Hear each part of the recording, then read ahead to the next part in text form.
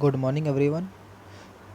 तो आज हम अपने सेकेंड यूनिट का सबसे लास्ट टॉपिक जो है वो स्टार्ट कर रहे हैं। बहुत ही छोटा सा टॉपिक है जिसका नाम है factors affecting the specific energy consumption. तो जैसा कि लास्ट क्लास में स्पेसिफिक एनर्जी कंजप्शन के बारे में देखा था हम लोगों ने कि किस तरीके से जो ट्रेन मूवमेंट हो रही होती है उसके अंदर जो एनर्जी कंजप्शन होते हैं उसका वैल्यू क्या आता है। ठीक है, तो ये टॉपिक के अंदर हम ये देखेंगे कि कौन कौन से ऐसे फैक्टर हैं जिनके ऊपर ये एनर्जी कंजप्शन जो है इफ़ेक्ट करते हैं। तो ये आपके जो फैक्टर्स हैं वो कुछ इस तरीके से हैं। Number 1, distance between station, acceleration and retardation, maximum speed, gradient and train resistance and nature of route. तो ये एक एक करके देखते हैं कि क्या है इसमें। जो है distance between station, according to distance between station from equation of a specific energy consumption, it is inversely proportional to the distance between station।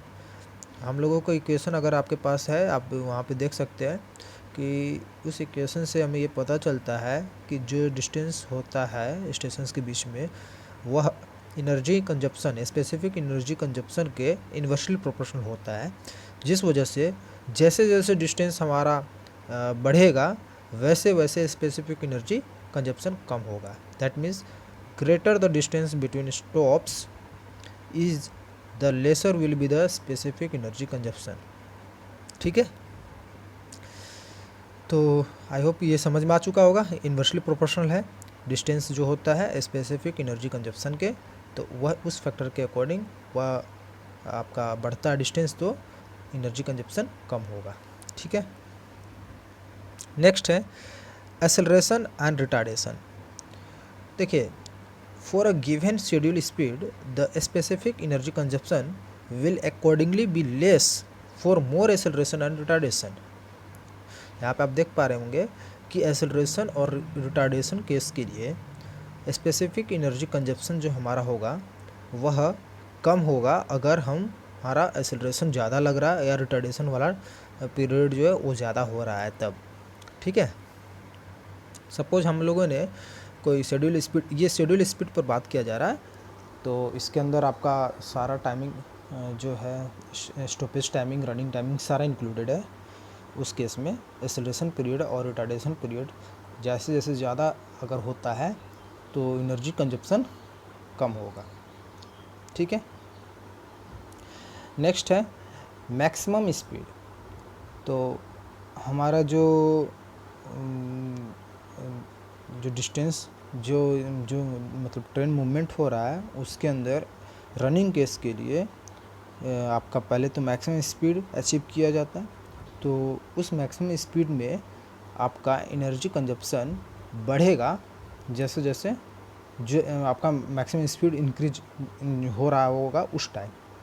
कहने का मतलब ये हुआ कि फ्री रनिंग केस वाला जो टाइमिंग होता है, ड्यूरेशन होता है, जिस वक्त मैक्सिमम स्पीड रीच कर रहा होता है, बढ़ रहा होता है, उस टाइम पर आपका एनर्जी कंजप्शन भी बढ़ रहा होता है।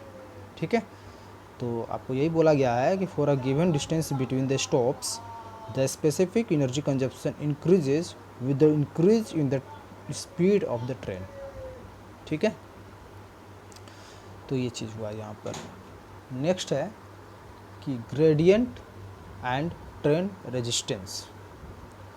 तो इसमें क्या होता है कि from the specific energy consumption it is clear that both gradient and train resistance are proportional to the specific energy consumption. तो यहाँ पर क्लियर आपको ये समझ में आना चाहिए कि जैसे बताया जा रहा है कि ग्रेडियंट और ट्रेन रेजिस्टेंस के प्रोपोर्शनल होता है स्पेसिफिक एनर्जी कंजप्शन। मतलब जैसे जैसे हमारा ट्रेन रेजिस्टेंस या ग्रेडियंट बढ़ेगा वैसे वैसे स्पेसिफिक एनर्जी कंजप्शन भी बढ़ेगा। ठीक है, ग्रेडियंट आप समझ रहे हो स्लोप है ना, और ट्रेन रेजिस्टेंस ट्रेन का खुद का रेजिस्टेंस जो होता है मूव करने वक्त, तो वो बढ़ रहा होगा तो हमारा एनर्जी कंजप्शन भी बढ़ेगा। ठीक है, दोनों एक दूसरे के क्या होते हैं, प्रोपोर्शनल। ठीक है, तो यही था आपका factors affecting of the specific energy consumption. तो आप ये आपको समझ में आ चुका हो ऐसा हमको लगता है कि आज आना चाहिए आपको समझ में, बिकॉज ये काफ़ी छोटा और सिंपल सा टॉपिक है। अगर आपसे पूछा जाए तो आपको यही मेंशन करना है। नेक्स्ट क्लास में हम लोग नेक्स्ट यूनिट स्टार्ट करेंगे, यूनिट नंबर 3। तो यहाँ तक आपका सारा नोट्स कॉन्सेप्ट क्लियर होना चाहिए, और अगर कोई प्रॉब्लम हो तो हमारा जो क्लास सेशन होगा रिवीजन क्लास, उसमें आप पूछ लेंगे। Thank you.